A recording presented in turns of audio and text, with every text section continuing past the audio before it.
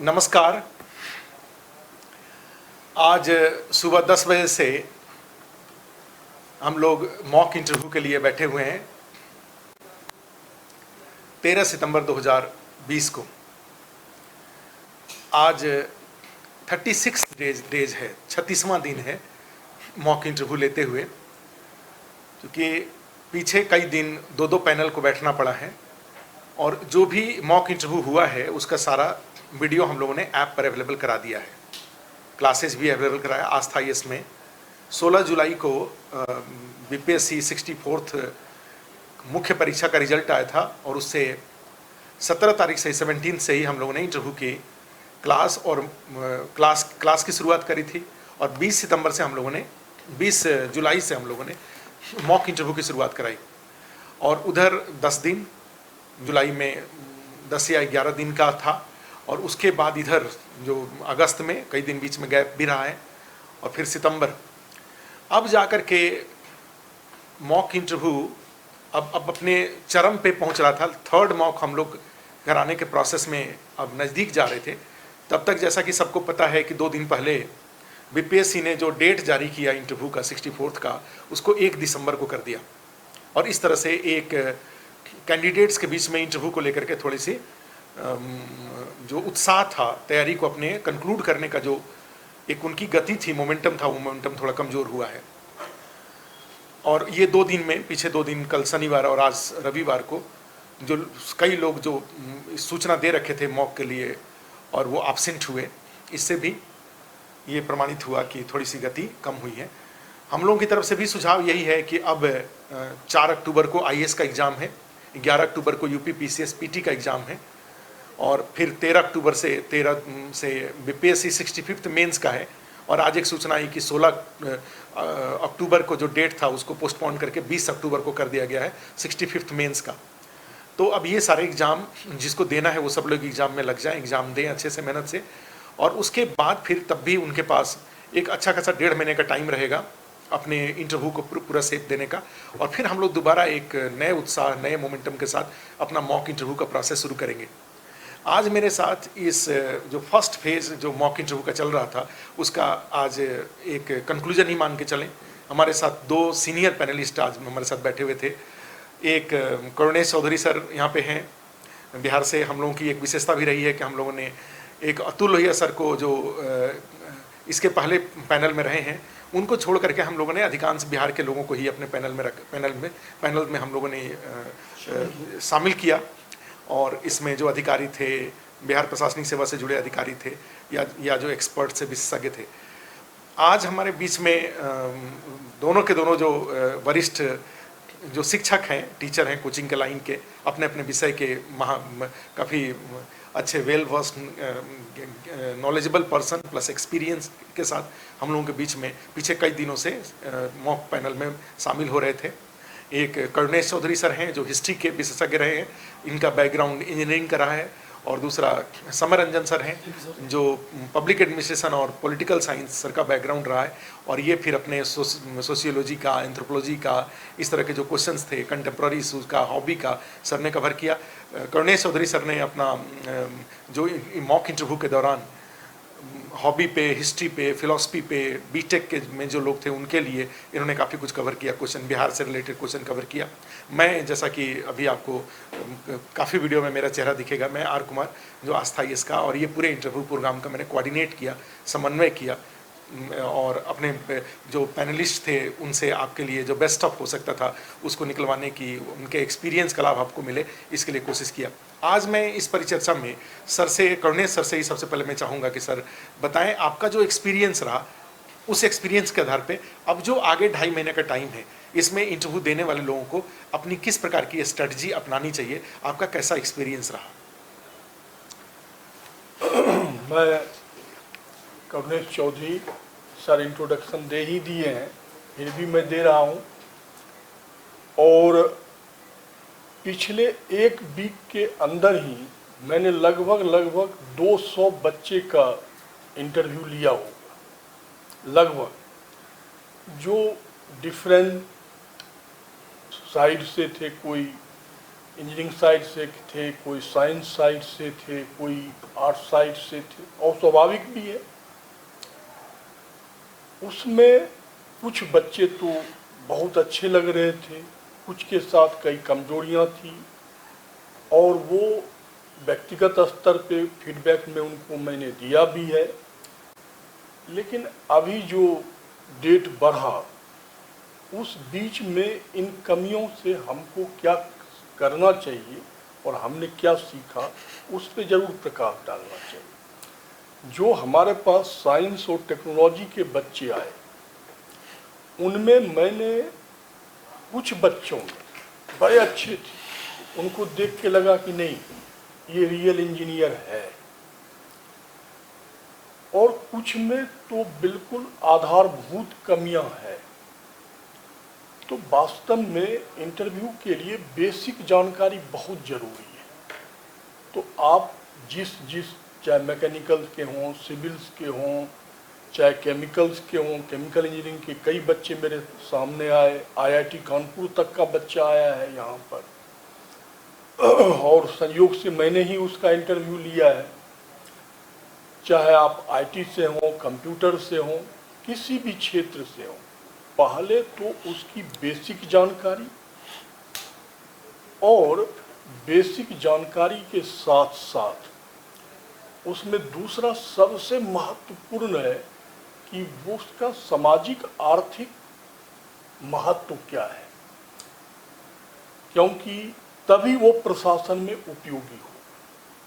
ठीक है, तो आप टेक्नोलॉजी को डेवलप ही किया जाता है सोसाइटी के विकास के लिए, समाज के विकास के लिए। इसलिए जो टेक्नोक्रेट बच्चे हैं, इंजीनियर्स हैं, उन्हें सबसे ज़्यादा बल डालना है कि जो हमने पढ़ा उसका उपयोग कहाँ है, कैसे है, उससे समाज को क्या लाभ मिल सकता है, इसका आंसर देना बहुत ज़रूरी है।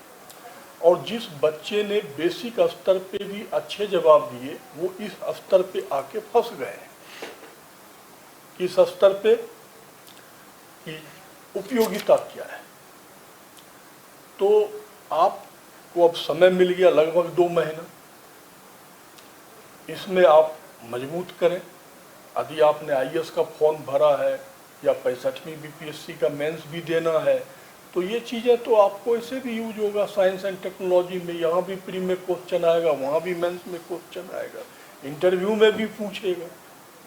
तो समृद्ध कर लीजिए, मौका है, और थोड़ी सी गलती के लिए उस मौका को चूकिए मत, खासकर इंटरव्यू वाले।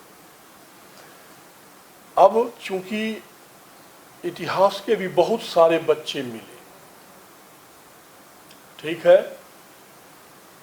अब अकबर, बाबर, बिरबल, अशोक, इसमें ये वो उसमें काम नहीं चलेगा।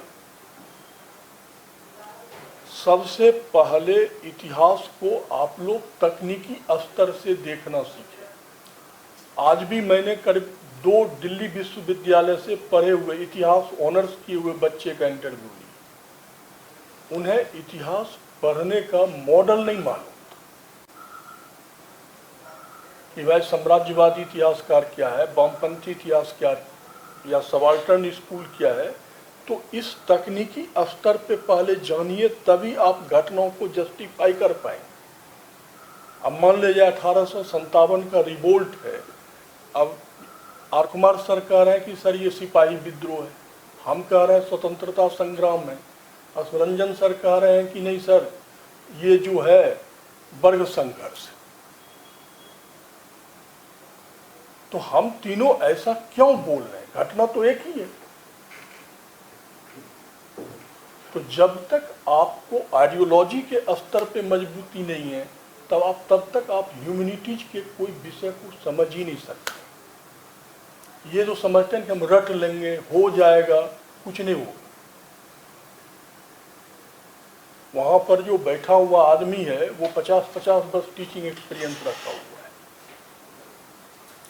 तो पहला काम आप लोग इस चीज को, चाहे आप पॉलिटिकल साइंस के हों, ज्योग्राफी के हों, थॉट को मजबूत करें। क्या करें? थॉट को आप मजबूत करें। और हमेशा उस विषय के पढ़ने का रिसोर्सेस क्या है, ह्यूमैनिटीज में बहुत महत्वपूर्ण है। कि भाई मैंने आपसे कहा कि चंद्रगुप्त मौर्य के महल का क्या स्ट्रक्चर था, तो आप बताने लगे सर पाया था, काठ था, उसमें सोना था। तेरे भाई तुमने ये सीखा कहाँ से, ये रिसोर्सेस लाया कहाँ से? क्योंकि यदि रिसोर्सेस आपका ऑथेंटिक नहीं है तो आप बकवास कर रहे हैं। तो रिसोर्सेस बताना बहुत जरूरी है। और जो हर विषय का सेक्शन होता है, जैसे मान लीजिए हिस्ट्री है, एंशिएंट, मिडिवियल, मॉडर्न, वर्ल्ड, इसके अपने स्व अंतर संबंध है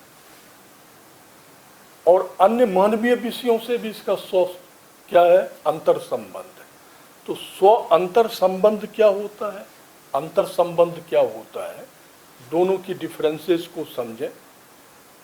ये बहुत बड़ी गड़बड़ी आ रही है।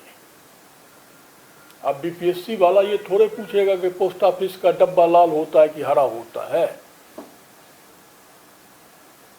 वो थोड़े पूछेगा आपको कि अशोक के पिताजी का नाम क्या था।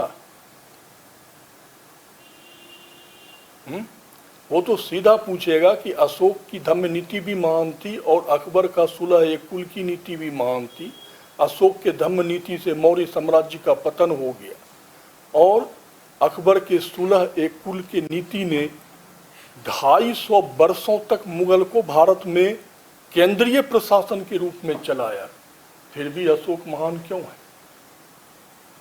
महान तो अकबर को होना चाहिए। हाँ, तो सर यहाँ पे एक जैसे माने बात है कि जैसे आपने कहा कि अकबर के सुलह है कुल की नीति और अशोक के धम्म का, लेकिन यहाँ तक बच्चा तब पहुँच पाएगा जब अशोक की सारी बातों को अच्छे से जानेगा। फैक्चुअल, हाँ, वही स्रोत अकबर की सारी बातों को ठीक से जी, वही तो स्रोत हाँ, वही तो बोले। तब वहां से जान के तब यहाँ पे हुआ है। तब यहाँ तो निश्चित रूप से आप जो 2.5 महीना टाइम आपको मिल रहा है, तो आप अपना जो बेस जो है है उसको करके उसके बाद कंसेप्चुअल जो सेक्शन है उस पर अपना ओपिनियन कर लीजिए। देखिए, फैक्ट पे बहुत थोड़ा भी फैक्ट है, कॉन्सेप्ट क्लियर होना चाहिए इंटरव्यू लेवल पे, ठीक है। लेकिन सर इनके पास टाइम तो खूब है, बहुत बढ़िया, और 2.5 टाइम महीना खूब है, तो इसलिए अपना प्री हिस्ट्री से लेकर के और मॉडर्न इंडिया तक का पढ़ें। एक बार पढ़ जाए कि कम से कम कैरेक्टर स्टोरी में कैरेक्टर की कोई कमी ना होने पाए। और उसमें आईएएस का भी प्री में काम आ जाएगा, बीपीएससी के मेंस में भी 114 नंबर में, यूपीपीसीएस का भी है, यूपीपीसीएस के भी प्री में काम तो सर हिस्ट्री के अलावा कुछ और बताना चाहें, चूंकि अब हम लोग स्थानीयता आपको इंटरव्यू में जहाँ के आप लोकल काम कर रहे हैं, ये कर रहे हैं, उसका सांस्कृतिक, आर्थिक, भौगोलिक जानकारी होना जरूरी है।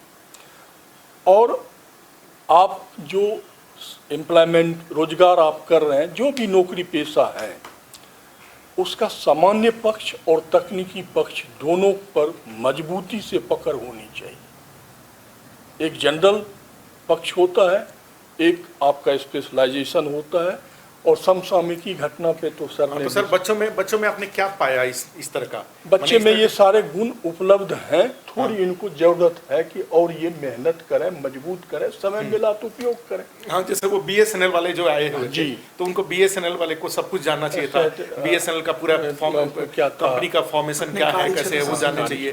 टेली डेंसिटी क्या है, अब जैसे वो डिजिटल रिवॉल्यूशन के लिए सरकार क्या करे। हाँ, जैसे वो मैंने था आईसीपी, सीआरपीसी नहीं मालूम था। हाँ, उनका नाम था शायद उनका संजना। हाँ, तो उनको आईपीसी सीआरपीसी में प्रेशर में वो आ गई। वैसे उनको जानकारी तो होगी, लेकिन फिर भी उनको इस तरह से तैयारी करने की जरूरत है। जैसे आज रेलवे में एक लड़के का हमने लिया, सर सोनू कुमार, कल भी लिए थे, आज भी लिए, तो वो भी सामान्य पक्ष को बता पाया, टेक्निकल पक्ष में जाके फंस गया। हाँ, तो ऐसे माने तैयारी भी इस तरीके से की जाए जिससे कि एग्जाम हॉल में कितना भी प्रेशर फील हो, वो फैक्ट आप भूले नहीं। समरंजन सर, आपने भी, जैसे आपका तो बैकग्राउंड है और आपने काफ़ी हिंदी मीडियम और इंग्लिश मीडियम के काफ़ी बच्चों को आपने गाइड किया हुआ है। यहाँ पर जो बीपीएससी के बच्चे जो दिख रहे हैं, जो आपने मॉक के दौरान देखा जी, उसके लिए क्या माने आपका अपना एक्सपीरियंस कैसा है इन बच्चों को देख के? सबसे पहले तो आर कुमार सर, आपका बहुत धन्यवाद। जी जी, you gave me this opportunity to interact with the students and now we are sharing our experience during interview. मुझे ऐसा लगता है कि बच्चे यदि मुख्य परीक्षा पास करके साक्षात्कार तक पहुँचे तो उनमें गुणवत्ता की कमी नहीं है।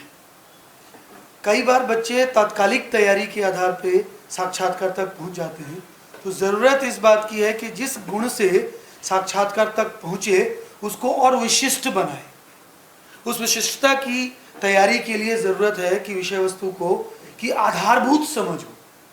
मतलब एक होता है कि हम प्रश्न को याद कर लिए और परीक्षा में आया, हमने उत्तर दे दिया, लेकिन उससे आगे की चीज़ होती है कि हम जो कुछ याद किए उसकी समुचित समझ हमको है। इंग्लिश का वर्ड भी सर यूज करते जाइएगा जी। तो जो इंटीग्रेटेड फीचर ऑफ स्टडी है कि हम पब्लिक एडमिनिस्ट्रेशन पढ़ रहे हैं तो हम इसको मैनेजमेंट से भी जोड़ रहे हैं, हम इसको पॉलिटी से भी जोड़ रहे हैं, ये फिलॉसफी से भी जुड़ रहा है, ये इतिहास से भी जुड़ा है। ये जो समझ है ये तब समझ आती है जब हमको आधारभूत संकल्पना, बेसिक कॉन्सेप्ट जब डेवलप्ड होता है सर। लेकिन उसके लिए ना तथ्य की बहुत ज़रूरत होती है, क्योंकि only the facts are interpreted, based upon that interpretation the conclusions are there, and those conclusions happen to be subjective, personalized, and that is the representation of the learning and understanding of one specific candidate, on the basis of which the board takes the decision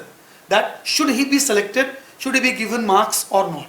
सिर्फ किताब में रखी हुई चीज़ों को तो आपने मुख्य परीक्षा में लिख के बता ही दिया, उतनी जानकारी स्पष्ट है कि आपको उतनी समझ है, विषय वस्तु की जानकारी है, लेकिन उस विषय वस्तु की जानकारी पर आपकी क्या समझ है। क्योंकि जो फैक्ट वैल्यू डायकोटमी जो हम लोग पब्लिक एडमिनिस्ट्रेशन में पढ़ते हैं कि until unless one has got the values, the facts cannot be used in a particular perspective, in the perspective of specifically bringing good for the people. This good is quite subjective. मतलब इसको समझने के लिए जो आधारभूत संरचना और जिसको हम लोग कहते हैं अप्लाइड डायमेंशन, क्योंकि सारी चीज़ें सिद्धांत के आधार पे निर्धारित रूप में नहीं होती है। जब हम प्रशासन में जाते हैं तो वहाँ पर उसका एक कार्य रूप होता है। ये समझ होना बहुत ज़रूरी है। हमने जो चीज़ें सिद्धांत के रूप में पढ़ी और उसको कार्य रूप में लाने में जो सर का मध्यम मार्ग है, लगातार इतिहास के छात्रों से सर पूछते रहे, वो एकोमोडेशन कहाँ होगा। और वो तब होता है सर जब हम तथ्य को समझकर उसका विश्लेषण करते हैं और विश्लेषण के आधार पर जो समझ उत्पन्न होती है उसका जवाब देते हैं। क्योंकि बोर्ड में जो लोग होते हैं वो उनसे तथ्य जानना नहीं चाहते, उन तथ्यों के आधार पर उनकी समझ जानना चाहते हैं। जब वो समझ नहीं बता पाते हैं तब तथ्य खोदना शुरू करते हैं ताकि निकाला जा सके कि उनमें है वास्तव में क्या, कुछ है भी कि नहीं। तो इस क्रम में ना आधारभूत संकल्पना पर विशिष्ट ध्यान देने की जरूरत है। ऑफ कोर्स जो फैक्चुअल डिटेल्स हैं और सर इसके साथ जो आप लगातार करते हैं, जो इसको अपडेट करना है, आज से जोड़ना है। हाँ, जैसे कंगना रनौत वाला ही जी केस है। जी, हर जगह विचार पर। अभिव्यक्ति की स्वतंत्रता कॉन्स्टिट्यूशनल राइट जी है, जी, उन्होंने उसी को यूज किया, लेकिन उसके साथ रीजनेबल Restrictions भी तो तो- जब तक आप बोर्ड के लिए वो जो कॉन्स्टिट्यूशनल बेस है उसका रेफरेंस दे करके आप उत्तर नहीं देंगे नहीं तो नंबर नहीं मिलेंगे, सामान्य नंबर मिलेंगे, हाँ। चयनित होने वाले मार्क्स की कमी होगी। हाँ। इसका तरीका हमको ये समझ में आता है सर कि जो कुछ भी हम जानते हैं उसको लिखित रूप में तैयार करें। भगवान की दुआ से भी हम लोगों को 2-2.5 महीने का समय भी मिल गया है, तो सारी चीज़ों को पढ़ के उसका एक प्रिसाइज आंसर लिखने की कोशिश करें, उसको बार बार पढ़ें, अपने आप आपका उत्तर स्टैंडर्डाइज्ड हो जाएगा। ये बहुत ज़रूरी है। और वैकल्पिक विषय की तैयारी के साथ साथ निश्चित रूप से उसको सामान्य अध्ययन के डिफरेंट सेगमेंट से जोड़ें। हम सर पब्लिक एडमिनिस्ट्रेशन पढ़ते हैं, पॉलिटिकल साइंस पढ़ते हैं। This is not only public administration, this is not only political science, it is related with history also, it is related with say polity, geography, science, technology, sociology, anthropology. So I am a teacher of public administration, but when I got an opportunity to talk to a student of sociology, so I just stroke upon the sociological and anthropological dimension of public administration, and thereby I tried to know about the basics in the students regarding sociology. And that is the requirement, because all the students whosoever will be appointed, all of them will be appointed sir as generalist. तो सामान्य प्रशासक के रूप में जो गुण होने चाहिए वो यही वो बातें हैं। मैंने एक विद्यार्थी से ये भी पूछा कि आप विशेषज्ञ हैं तो आपकी विशेषज्ञता का हानि क्या है सामान्य प्रशासक के रूप में, जो बहुत महत्वपूर्ण बात है। क्योंकि पब्लिक एडमिनिस्ट्रेशन में सर हम लोग जनरलिस्ट एंड स्पेशलिस्ट के डायकॉटमी को पढ़ते हैं और वहाँ पर इस बात की आलोचना की जाती है कि एक विशेषज्ञ को यदि सामान्य का कार्य दे देंगे तो उसमें लॉपसाइडेडनेस आएगा, जिसकी बिल्कुल अनुमति नहीं है। तो ये जो सामान्य अध्ययन के डिफरेंट सेगमेंट्स हम पढ़ते हैं, उससे जो समझ विकसित करते हैं, उस विकसित समझ के आधार पर अपने विषय के ज्ञान को स्पेसिफिकेशन के साथ जनरलाइज कीजिए, आपकी तैयारी हो जाएगी। वक्त मिला है तो इसका पूरा उपयोग कीजिए और राज व्यवस्था, इतिहास, भूगोल, साइंस टेक्नोलॉजी, करंट अफेयर, इन सब पर विशेष ध्यान देने की जरूरत है। उस ध्यान के क्रम में जो सर ने भी कहा, सर आपने भी कहा, अप्लाइड डायमेंशन पर विशेष ध्यान दिया गया। बहुत सारी शुभकामनाएं। जी जी, कहने मतलब ये हुआ कि जैसे हमने जो पाया इतने दिनों में कि बायोडाटा के पांच इंपॉर्टेंट बायोडाटा के एरिया है बिहार में। एक ग्रेजुएशन का सब्जेक्ट है या एकेडमिक जो भी सब्जेक्ट है उनके, दूसरा उसमें आता है ऑप्शनल, 2 ये हुआ, तीसरा उनका आ जाता है कहीं पे एम्प्लॉयड है तो वहाँ के बारे में, जैसे कोई पुलिस में है, कोई BSNL में है, कोई रेलवे में है, कोई कार्य क्षेत्र से रिलेटेड, और उसके बाद आता है हॉबी, और उसके बाद आता है न्यूज़पेपर। जैसे हमने कहा कि न्यूज़पेपर का इंपॉर्टेंस इसलिए है, इसलिए इनको ध्यान से पढ़ना चाहिए कि थोड़े दिन बाद जैसे ही 5-7 दिन इंटरव्यू होगा तो सारे सब्जेक्ट वाइज जो क्वेश्चन का स्टॉक होगा बोर्ड मेंबर्स के पास वो खत्म हो जाता है। तो उनके पास नया के नाम पर केवल न्यूज़पेपर की बातें रहेंगी, और वो न्यूज़पेपर की बातों पे बड़ा ही आपसे वो चीज़ जानना चाहेंगे, वो सतही बातें नहीं जानना चाहेंगे, वो ये जानना चाहेंगे कि उस न्यूज़पेपर पे आपने क्या सोचा, स्टार्टअप पॉलिसी में इंडिया का रैंकिंग इंप्रूव किया है तो उसके बारे उसका क्या लार्जर मीनिंग है, क्या क्या किस बेस पे। लेकिन वहाँ पे तो अब यही है कि मुझे लगता है कि सर इन लोगों को ऑप्शनल के बारे में दोनों बातें तैयारी करनी चाहिए जो बातचीत से निकल के आ रही है। उसमें एक है कि भाई जो आपका जो फैक्ट है वो कंसेप्ट बिल्ड करने में हेल्प करेगा। बिना फैक्ट का कंसेप्ट नहीं सकता। हाँ, तो आप चाहे इंडियन कॉन्स्टिट्यूशन का हो, चाहे हिस्ट्री का हो, ये सारे आर्टिकल 19 में क्या है, आर्टिकल 21 में क्या है, आर्टिकल 22 में क्या है, या इस तरह की बातें, तो एक फैक्ट अपना क्रिएट करके और उससे रिलेटेड अप्लाइड सेक्शन को भी लिस्ट आउट करिए, ध्यान रखिए। नंबर 1। नंबर 2 बात है कि जो हॉबी है, हॉबी का सारे डायमेंशंस को, एक्सटेंडेड डायमेंशन, जैसे वो एक लड़की थी जिनका हम लोग पूछ रहे थे कि गार्डनिंग उनका हॉबी था। अब गार्डनिंग हॉबी है तो आप खुद ही बोल रही हो कि मैं फल की खेती करती हूँ, सब्जियों की खेती करती हूँ, फूल की खेती करती हूँ, तो भाई आप बताइए कि भाई इसके लिए सेंट्रल गवर्नमेंट की कौन सी योजना है जी। तो उसमें आता है MIDH, mission for integrated development of horticulture, वहाँ से लेकर के और आपका बोटानिकल नेम तक, कौन सा फर्टिलाइजर यूज कर रही है वहाँ तक, ये सब बातें आपका ये इसमें आ जाता है। तो इस तरीके से लोगों को हॉबी पर भी, हॉबी जो भी अपना रखते हैं, और जनरली 1 या 2 ही हॉबी हमें लग रहा है कि रखना चाहिए, ज़्यादा हॉबी नहीं रखनी चाहिए। और न्यूज़पेपर को अच्छे से लोग फॉलो करें, न्यूज़पेपर को स्ट्रांगली फॉलो करते रहे, और ये 2.5 महीना जो कमिंग टाइम है उसको यूज करें। फिर हम लोग एक राउंड, फिर अगले सेकंड पार्ट में हम लोग मॉक इंटरव्यू के लिए आपके बीच में आएंगे, और आपका उस समय हम लोग उम्मीद करते हैं कि हम लोग आपको ऑल द बेस्ट, बहुत अच्छा आशीर्वाद दे करके, चॉकलेट दे करके, मिठाई दे करके उनको भेजें, जिससे कि BPSC में जाकर के वो बेस्ट परफॉर्म करें और एक अधिकारी के रूप में सेलेक्ट हो जाएं। ठीक है, हम लोगों की तरफ से, सब तीनों आदमी की तरफ से ऑल द बेस्ट, बहुत बहुत आपको शुभकामनाएं, ऑल द बेस्ट।